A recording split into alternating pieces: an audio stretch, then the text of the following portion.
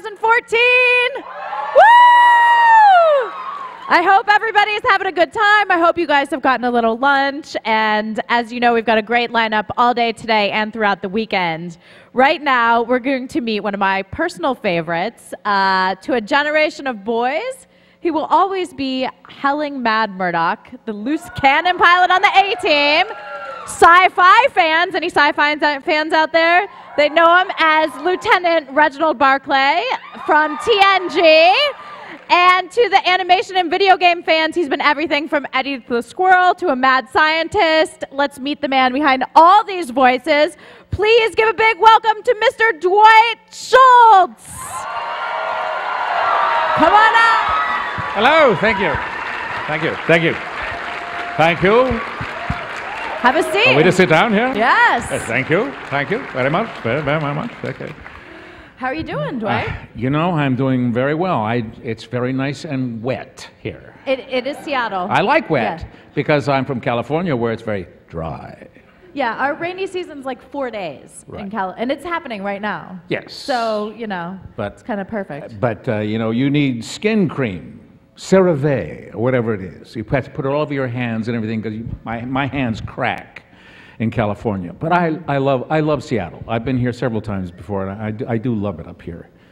Yes, it is a great city, and I hope you get to go out tonight. I certainly will be maybe going out, but I don't know of anybody out there, but yes. So there's so many things I want to talk about with you. You've had such a diverse career, but I just have to know off the top, I don't know if this is true or not, but according to Wikipedia, all right, Murdock was almost written off the A-Team. No, I was fired, yes. What? Murdock wasn't written off. I was fired. You're kidding. No, I was fired in the pilot. I was in Mexico. Well, the way it started, I was playing Lord Byron at the Philadelphia Theater Guild when I got the job. And the A-Team wanted to buy the theater out instead of me finishing the part. And I said no. Right. So I flew out from New York and from Philadelphia. I couldn't even go back to my apartment in New York. I flew directly to California, and we started shooting the show. And then we went to Mexico. And when we got to Mexico, Rod Holcomb, the director, walked into my little honey wagon where actors stay in a little cubicle, and he said, "Dwight, it's not going to work out." You're kidding. No. I want you to get your stuff together right now. So I had to pack my bags right there, all my stuff, and they dragged me down to where the stuntmen were, and who are terrific people, by the way, just great people. And Rod said, I said, why is this? I said, is this Stephen Cannell? He said, no, this is the network. They just said you're not going to work out. So I spent the rest of the time in Mexico with a stuntman. And we came back to Los Angeles, and they had been editing the film together. Okay. And I got a call from my agent who said, "Dwight, your dials were great." I said, "What the hell are dials? I don't know what you're talking about." He said, "Your dials were great." He says that they were testing it, and they asked somebody to, if they like somebody, turn the dial all the way to the right. If they don't like you, then turn it all the way to the left. So my dials were the best dials on the show, and so I had to be written back in to the film. Oh my gosh. Were they still in Mexico? Right. But now here is the irony. When I was fired, there was an actor who played Face Man in the pilot, Tim Dunnigan. Tim was my chief consoler when I was fired. He put his arms around me, and Melinda Kalea also. We spent so much time together. They were supporting me, and when we came, after the pilot was finished, we came back to do the first episode. It was Tim Dunnigan who was fired. Oh my goodness. We walked into they didn't even tell us that Tim had been replaced. And we came in to read the only episode we ever read of the A-Team, the first episode, and there was Dirk Benedict. And he was very embarrassed because he thought we had been told. And this is the other, he was Stephen J. Cannell's first choice for Face Man. But Tim Dunnigan was the network's first choice. So this is the way, this is Hollywood. I mean, this is Hollywood. And so here, I thought I was being fired. Tim consoles me. We come back, and Tim is the one who's fired. Oh my gosh, that's, I mean, no, with Murdock, do you think that, well, I should ask it this way. How did you dial into that character, not to use, you know, double innuendo, but how did you dial in without making him too over the top, but still giving him, you know, the personality and the, you know? Well, especially coming from stage. But coming from stage, my idea of doing a TV series was my ideal character was somebody that would be different every single week. And I saw that potential with this guy because you didn't know whether he was crazy or not, and he could do anything. Right. And I knew the network had a different idea about Murdock than Stephen J. Cannell and Frank Lupo, who were the producers and the writers. They had seen a comedy tape I had done 3 years prior for NBC. Okay. And it had been making the rounds. And I did a series of characters on that comedy tape, and that's what they wanted. Okay. So I had an inkling as to, and I said, I can do it. I can do a different character every week. Just write somebody different. Or just let me do it. And that was the best. That's how it turned out the best. If they just wrote the lines, and then if I wanted to do it as James Mason, I did it as James Mason. And if I wanted to do it as Sean Connery, I did it as Sean Connery. I said, they're all better than I am anyway. So let me steal from them. I'm a vampire. That's what I am. I'm a vampire. Well, that's not true. They're not better than is true. you. But it is. You don't know me. Well, not yet. But we're getting to know each other, Sorry. and I don't think you're a vampire, Dwight. Why don't we go to the mic? Now, wait a minute. Yes, let's take your question. Yes. Hi, Dwight. Hello. I just want to say Howling Mad Murdock has been an inspiration to me my entire life. I was a little kid watching that show. Just still love it to this day. And also Barclay, I'm a big Next Generation geek. Barclay episodes are some of my all-time favorites. Thank you. Thank you. What was it like handing over the reins for Murdock to someone else for the motion picture? Well, Sharlto Copley played Murdock. And of course, District 9, South African. Sharlto was an absolute delight. I saw his audition tape. Was spectacular. He was a big fan of the A-Team in South Africa. And I mean, I had no idea when I met him that this was going to be the case. But it was an amazing thing to go up to Canada, and there we were going to shoot this, and I met Sharlto. And of course, he talk like this, Dwight, oh my God, I'm a big fan of the show, And then, he showed me this videotape of his audition, and it was just mind-blowingly good. It was amazing. He did everything that you could possibly imagine, and I think he was the most faithful. I thought he was perfect. I really did in the movie. And in fact, he and I had the same penchant for certain actors and their voices and lines from movies. I was a big fan of Gary Oldman's Dracula. I wasn't a big fan of their take on Dracula, because I don't think it was Bram Stoker's Dracula, which was about evil. I mean, after all, the only person who cried in the movie was Dracula. So I wasn't, but I thought Gary Oldman should have gotten an Academy Award for that performance. I just thought he was astonishing. But he and I chose the same lines to imitate of Gary Oldman. I just thought he was amazing. But Sharlto was just phenomenal, and it was so easy to just say, "You do it. You're phenomenal. You're great." I loved him, and I became friends with him. He was really wonderful, and as I say, I thought he was really true to the character and to the flavor of the characters. Of all, I thought he was the best. So it was easy. Thank you. And somewhere packed amongst all my childhood things, I have a golf ball with a smiley face on it. Go Golf Ball Liberation Army. Yes, I remember it well. Thank you. You got it. Thank you.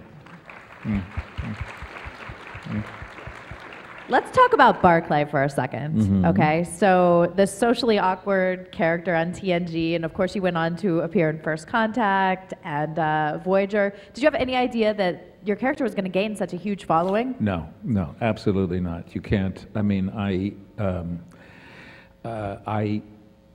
always tell this story. I really was on that show because of Whoopi Goldberg, who I met in a film called The Long Walk Home, and I told her what a big fan I was of Star Trek, and she said, "Oh, you ought to be on that show," and I said, "No." Well, when I got back after filming, my manager had called me and said, "Guess what? There's a script for you here." I said, "A script for me?" I said, "What? I'm auditioning for what?" She says, "No, you don't have to audition." Which is, I've only gotten 7 jobs in my entire life through the audition process. The moment I have to audition, I don't get it. So that's true. That's true. That's absolutely true. But I said, I don't have to audition? What is it? She said, Star Trek. You gotta love Whoopi.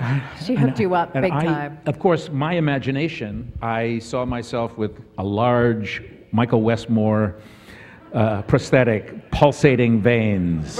Right. Hands, you know, and I was getting my voice ready. The script came. I turned the pages, a nerd. You're like, wait a minute. Wait a minute. But it was brilliant because they took, here was the first fan on the Star Trek, on the Enterprise, to watch them and make sure that they followed the script perfectly. Yes. That they didn't make any mistakes. So I was sort of like the secret agent. But I thought it was brilliant. Yes. And again, the very first day of shooting, as they do, they shoot everything out of sequence. So they shot the tag, the very last scene, first. The next day, the director came in and said, "You were too gay." And I said, "Wait a minute. What do you mean?" I said, "I'm not a hero." I said, you've seen nothing else." And he did. He played many different parts. You know, he was on the holodeck. But this is the way it works. And I thought literally I was going to have to reshoot the tag until Gene Roddenberry saw it and said, no, it was fine. Ah, got Gene's stamp of approval there. That's right. So I got to meet Gene Roddenberry, and it was wonderful. And it was a thrill to work on that show. I knew Jonathan Frakes, and I knew Brent Spiner, and I knew Whoopi. Yeah. But when you're a guest on a show, and you have you don't think that there's ever going to be a second one. So it was stunning to me when they asked me the following year if I would come back, and I said, "Are you kidding me?" Yeah. You know, and I was a huge fan of the show when I was a young man, a young boy. I was a huge fan of the show when it was on originally, and it was just a gift. The gift that kept year after year. I couldn't believe that I was being asked back, and had no idea that the character was as popular as it was. That it was going to be as popular. Here's a question from Facebook, @ThomasLeaf says, "How did you feel about Barclay's arc? I thought it was so beautiful watching him really come into his own." Yes, he finally was promoted at the end. He was a lieutenant for a long time. Even though he was brilliant, you know, he was Barclay, which, as you all know now, is an anti-inflammatory. So that's sort of. But I thought they did a phenomenal job with him. I was never more. I mean, there wasn't a show that I just didn't say, "This is terrific." I just loved it, and I loved doing. I'm asked frequently which of the two characters from television, Barclay or Murdock, do I prefer, and I always say it's like children. You don't love one more than the other. But the truth is, I was always more, Barclay is more like the person who I am, and Murdock is the person I always wanted to be. Aha. Insight into Mr. Schultz. Yes. Thank you. Let's go over here. Hi, I'm a huge fan, grew up on the A-Team, absolutely loved it. Huge Star Trek fan as well. Loved him when he showed up, and I loved seeing him on Voyager, that he got to continue and got to help Voyager come home. Thank you. Also, like your voice acting, I played both Dragon Age and Mass Effect. Oh, yes. Yeah, thank you. And I'm assuming voice acting is a whole lot different than TV. What's the difference between the two, with voice acting and the television stuff? Well, from my standpoint, I'm come full circle. I started when I was a child, 9, 10 years old, I used to sit in front of the television, and that's when I started to do impressions of people. I became very fascinated on late-night talk shows with individuals who would be on Jack Parr's program, a guy named Alexander King who talked like this all the time, and I would do impressions of them, around my mother and my father. I did impressions of all my teachers. I did voices as a child, and I would sit with earphones on and listen to Laurence Olivier doing the chamber scene from Othello every night. So the most potent, grave, and reverend signors, my very noble and approved good masters. I would do this over and over, so I became an actor. I had to find the voice of the character. That's how I started. And so it was an easy transition for me. It's the only place, actually, that I can act today. Because once you reach 60, 62 years old, if you haven't brought in $30 million over the weekend in a movie, you get this lawyer, this daddy, this lawyer, this accountant, this lawyer, this judge, this lawyer, this. But in video games, I can be anything, and they want you to use your ability to do different dialects. I can be a wizard. I can be 25, 30, or 75. And I don't know if any of you have seen the vilest character I have ever done in my life is in Wolfenstein, Death's Head. And you can't talk about these things anymore because you have to sign non-disclosure agreements. But it's the vilest. I've always wanted to play a Nazi, and I finally got to do it, but in a video game. It's a part that I would never have been given or been offered, or they wouldn't even let me audition for it in film. But I could do it in a video game, and it's really creepy. And I really enjoyed doing it. So. Well, thank you so much. You're Thank welcome. you for coming to Seattle. All right. Thank Bye-bye. you. Thank you. Great question. Yes. Hello. Hello. I'm from Germany and living here. And I meet Brett Spider. I meet Mr. Spoke and everything. For Germany, is this an awesome dream, getting all your artists connected. So since 2009, I'm considering coming here in the Comic-Con show and meet them all and drive them nuts sometimes. Special Brett Spider, after he started German talking to me. I speak in English to him, and then he says, it's time you get your own show. And the other time is, thank you meeting you. I never saw Murdock in Germany, but I saw all your other character, and now the Voyager, I see now first time in English and all this stuff. This makes me something funny. Here it's all the right voice, so much Brett Spider spoke and all the real words in person, no more the imitation words. What they have in German, Yeah, the not from the translator, the German actor. actor. And the actors Yeah. does not always match the voice. So, thank you for coming. Yeah. At Ham, the very first convention that I ever did was in Ham, Germany. And I wasn't going to go. And it was Patrick Stewart who told me I needed to go. Oh, I saw him last year too. He's amazing too. He was. I said, I was scared to death to go to any convention. And Patrick said, oh dear, Dwight, you must go, dear boy. I like the 18. Yes. No, dear, don't be afraid. It's pure love. You're in the family. That was it. And I say, but you're the captain. No, dear boy, you're in the family. Can you make the voice for me for the A-team? I saw this the last several years before I got back on the ship. I'm a captain's daughter too. So I'm not. Is it true? I'm raised from a captain from a cargo ship in Germany. So and I like to hear how from the character A-team your voice. Oh, do you want to say something in the Murdock voice? No, the A-team. A-team. Well, do you want me to talk like that? Is that what you're saying? Yeah, I know. Finally, I hear that. I hear not the German. Yes, Beaumont, Texas is where Murdock was from. Thank you so much. Yes, thank you so much. Thank you. Thank you. Thank you. Bye-bye. So, I have another question for you. Are you a pilot in real life? This is a Facebook question. This is true. I flew a fixed wing. Okay. Not Chuck Tamboro did the stunt. He was a real Vietnam vet, helicopter pilot. I did a fixed wing, was flying fixed wing. So was Dirk Benedict, by the way, pilot. Interesting. But my business manager with a brand new Cessna twin engine, both engines flamed out, and he crashed in a graveyard in Simi Valley. And Art Scholl, the stunt pilot who in the pilot was the pilot of the Stearman that I flew in, he was killed off the coast of Santa Monica when the wires snapped on his plane, and my wife in bed put her hand over on me and said, "No more." Yeah. And that was the end of my pilot life. But well, yeah, I can certainly understand your wife's concern. yeah. So, but it was thrilling while it lasted. Yes. Yeah. Let's take this question over here. Hi, I kind of a little bit like your voices. This is including cartoon shows, those like CatDog, Chowder, Right. and Ben 10. So, how do you express, like in CatDog, how do you express became like a squirrel? Yes. How do you express being a squirrel? Nuts.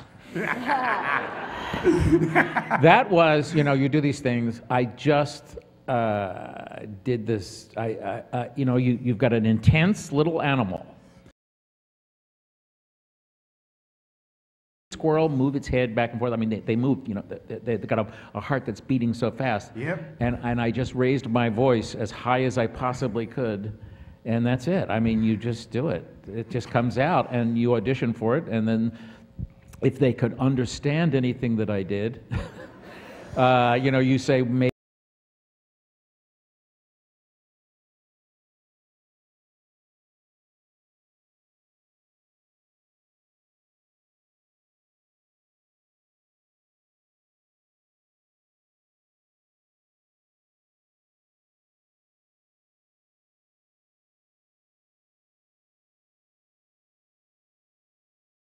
Stand by what I did.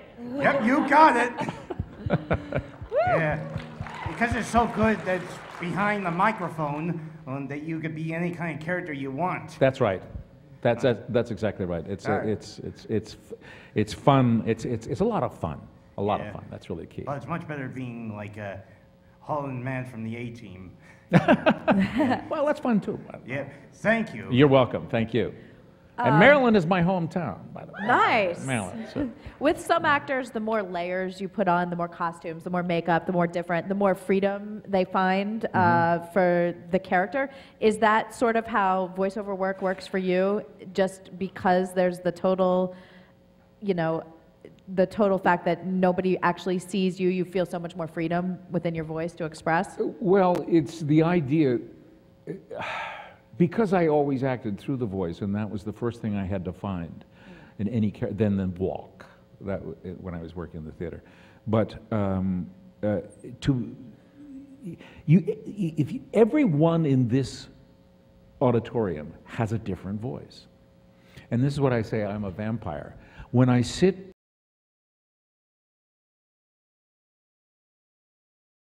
to their voice, and I listen carefully, and you pick up these small little, and this is one of the first things you hear someone talk to you, you make judgments based on the way if someone is talking to you like that, you get an opinion, you make an opinion of that person, and you say, why is it's flat. It's very, very, very flat, and there are people who talk like that, and you wonder how it's possible. Mm-hmm.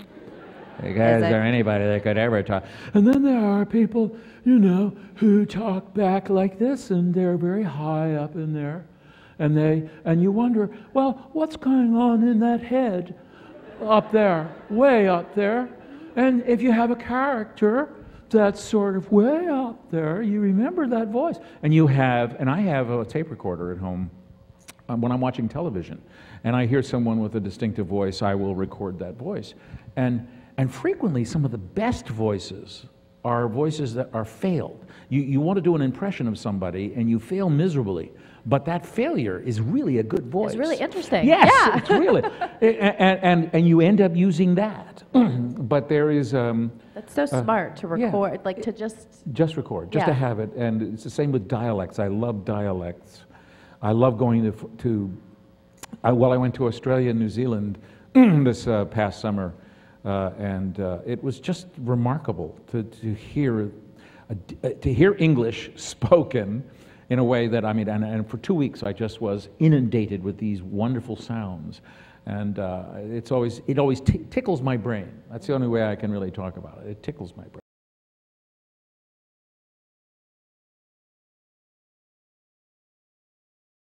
I have spent the last 16 months with you, Mr. Barclay, because I've been writing a book called All You Need to Know About Disability is on Star Trek. And you are in several chapters, owing to your social phobias, your holodeck addictions, and the fact that a lot of people with Asperger's syndrome identify with your struggles to fit in socially. And I was just wondering, did you ever receive fan mail or any kind of feedback from fans about their connection with Asperger's and your portrayal of Barclay? I haven't received fan mail, no, but I certainly have met many individuals at conventions who have communicated to me that this was important to them, that they saw somebody with some social difficulties.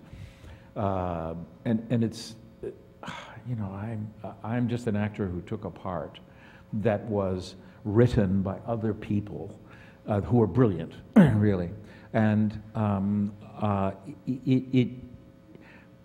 I can't take credit for that. I can't, but I am moved.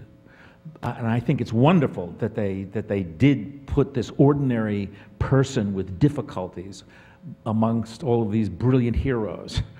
And he functioned very well at the end. He functioned very well. And I think it was a wonderful thing that the writers did that they had that as an intention. And I tell people and I'm the fortunate actor who got to portray that. I did interview the scriptwriter for Hollow Pursuits, and she talked about how Barclay was changed from her original idea to the one that he became. I also was curious because my son watched Chowder, and I recognized your voice kind of obliquely. And you just did a wonderful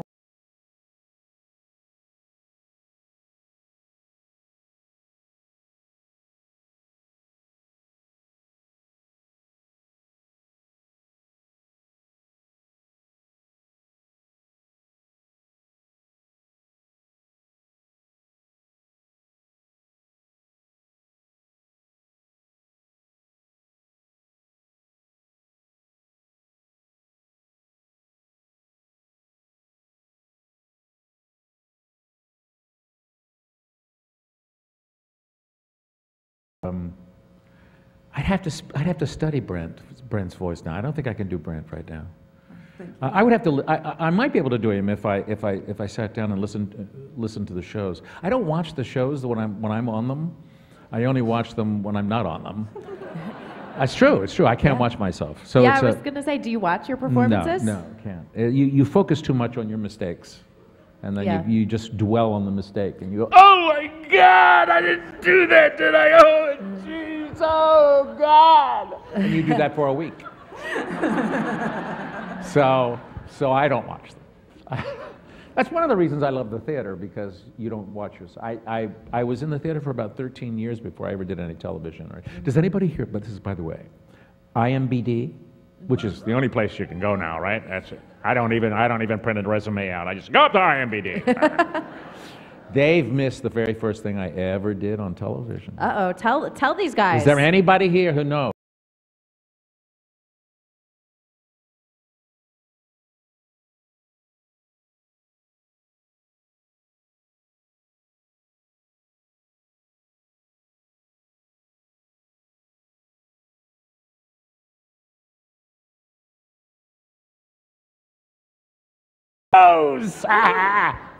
What is it? I'm keeping it a secret. Uh-oh. Oh, yes, because it's there. All right, well, this is somebody's mission for the weekend. That's right. Find this out and correct IMDb. That's right. And we'll get it up there. There you go. All right. Thank you so much. Thank you. Great questions. Yes. This is my first time asking anybody panel question. So Well, welcome. Congratulations. It's Dwight Schultz. That's awesome. I'm only It's one amazing. on the panel. Go ahead. Go ahead. I'm a big fan. Love the A-Team. Love Star Trek. I mean, everybody in my family loves you. You're incredible. For one word. There's been rumors going around for a little while about another Star Trek series coming out with Michael Dorn. If you were asked, what level of involvement with that would you have if you had the choice? And would Billy be coming with you? That's a crossover. Billy can't come. He can't come into the future. Data had a cat. What? Data had a cat. Data had a cat. There's always a way, right? But,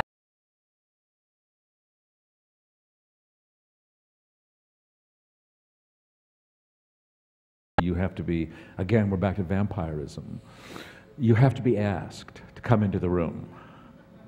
You must be invited.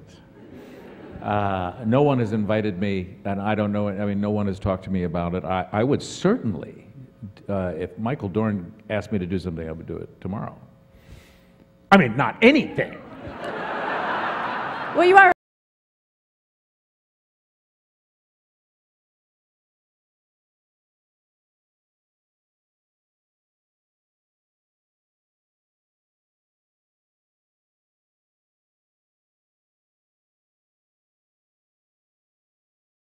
But you have to be invited. I mean, most of the time, I mean, it's the show business world is a world of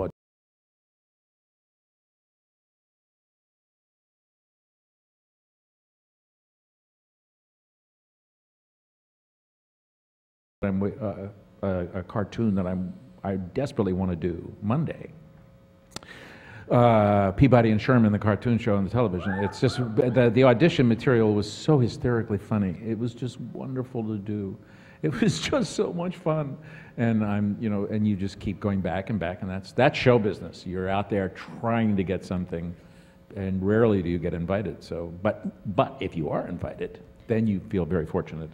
Two questions on that note. Thank you, by the way. Great question. Thank you. Look forward to seeing your next work. Thanks.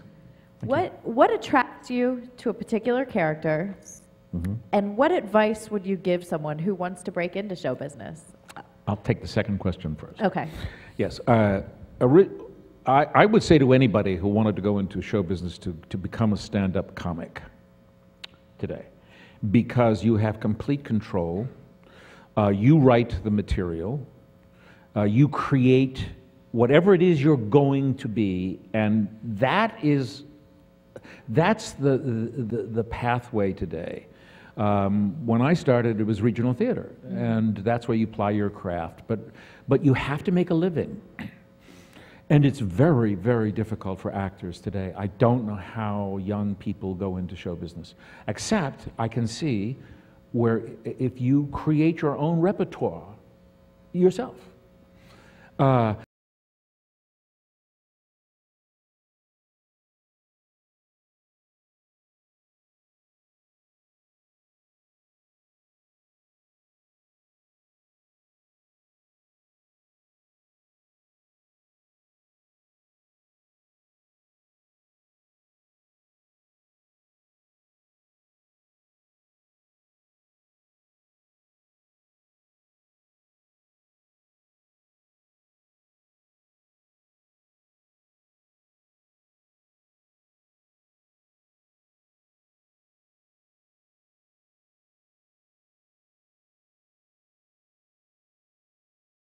And I mean, cupcakes, whatever. The world is a niche world now. It's just how do you? It's not about. Although Sherlock is great. I don't know how many. I mean, I just think that's sensational. I mean, that's an example of where the story is sort of superfluous to the characters and the language. And we're missing that. I mean, it's sort of going out of television, it's going out of movies. We don't have this great interaction with people who talk with great facility and communicate. So I would suggest going into, then you create your own language, you create your own dialogue, go into stand-up comedy, and even if you're not completely successful, somebody may see you and say, I want them for something. So I would suggest that. What attracts me, I am attracted, people say, oh, darling, you really should play Hamlet. You really must, dear. I don't want to play Hamlet. I feel like, I want to be a bum. I just want to be a bum now. I want to panhandle. That's all I want to do. And I feel that way. And so that attracts me to a character. If a bum came in on a script, I go, oh, that's what I want to do. That's the one. That's it. That's it. Or like the ability to this vile Nazi that I got to play in Wolfenstein. It came in and I went, oh my gosh, what an opportunity. And I really did want to be a vile Nazi at that moment. And then, of course, the accent was in there. I wanted to do. I had never really done the German accent seriously. And he is a character who was doing terrible things to people, but he loved it. Which is, of course, the basis of every successful character. No matter how vile, you must love them. But that's true. You have to love what you're doing. I mean, even if it's horrific. Absolutely. And so I'm a moody person, and that it could be the greatest role in the world. I turned down an audition. I've turned down some auditions, and I look back on it for Airplane, right? Okay. I know. I say the same thing now. I didn't say it then. I wasn't in the mood. And I'm reading the script and I'm going, oh, I don't want to do this. Oh, I just don't want to do this. I want to cook. I want to wear a dress, Yeah. And no, really, and it blinds you to what you're seeing, Yes. on the page. So I'm really a creature of mood. Interesting. Very interesting. All right, let's go over here. I have to say, Murdock was my favorite character on A-Team, and I happened to catch a... Team's good, that's good. That's a rerun or a clip or something the other day where Murdock is working into a hospital or something as Frank Sinatra. Oh. And that's the best impression I've ever seen. Do you really sing? No! Oh, God. Oh, God. Listen, I do a lot of impressions of people, right? And when I'm doing this for I gave a list of people that I did impressions of to Frank Lupo and to Stephen Cannell, right? Said write him in. And that's right. I get it. And then they say, you're going to do Frank Sinatra. I said, that wasn't on the list. I couldn't, Frank Sinatra, the greatest crooner of all times. Oh, Strangers in the Night was awesome. I know, but that was not one of my favorite things that I did. That wasn't one of the favorite things that I did. I didn't think I did it very well. I'm getting shakes just thinking about it. Well, we don't want to give you the shakes. It's have you ever noticed that people who really are great singers like Frank Sinatra or Judy Garland, this is something I noticed, they don't really sing in another voice. Their singing is just an extension of their talk, of their talking. Yes. Like when I sing, it's just to be another voice. It's got to go up here or down. But I can't sing in my own voice. I don't have the talent to sing in my own voice. I really sound awful. I just don't, it just doesn't work. And I'm an actor who sings. I don't have really good pitch, and I'm very jealous of people who do, although not people with perfect pitch, because they are very neurotic. Moody. They hit the railing. C sharp. And they're like Sinatra. If they're perfect pitch and they're working with an orchestra, they know when somebody's off, and they go, "Stop it! You with the horn, stop it!" And they go, but I wanted good pitch. But the Frank Sinatra thing was for me it was very stressful, because I didn't feel like I could even begin to do a take. I mean, Sean Connery, I could do a takeoff. James Mason, I could do a takeoff. You know, I could do it. I could do it. But Frank Sinatra, I just felt like, is there somebody else here right now who would like to do this? No, But thank you. That was very sweet of you. I'm glad it worked for you. Yes, thank you. On that note, is there a historical figure out there that you would like to play or develop a project around? Historical figure? Yes. Well, I have... Yes. You see, I believe that one of the great patriots who has been really mistreated is a scientist who's dead now. His name is Edward Teller. And in fact, Dr. Strangelove, I mean, he was the, the Peter Sellers character in Strangelove. But Edward Teller was a real patriot. And Robert Oppenheimer, somebody who I portrayed in a movie, please, thank you. I knew a great deal about Oppenheimer. Oppenheimer was elevated to hero status in this country, and Teller was destroyed. And Teller is the real hero, and Oppenheimer is the typical cloudy left of far, far left, as one person said, left of center. Individual who betrayed his country, who betrayed his closest friends, who betrayed everyone, really, including his family. And it's one of those ironies in life to me. I am attempting, actually, to put together a documentary, maybe a theatrical piece, about Edward Teller. Who I think has been done a great disservice. So that's good. Interesting. Well, we'll look forward to that. All right. All right. Yes. Hi. It's funny now. Nice serious subject. Let's go to something light. Yeah. Let's change gears. No problem. First of all, I'd just like to say my wife has been working on a comic, and while we've been working on the comic, we watched all of the Star Trek series, and whenever Lieutenant Barclay was on, I was always in the other room doing something, and I'd hear your voice, and I would immediately come into the studio and watch, and I just loved that character. Thank you. And of course, A-Team. Everybody knows about A-Team, but I really would love for you to talk about Chowder, because I loved... It took 2 episodes for me to realize that was you, first of all, and it's just such a fantastic series.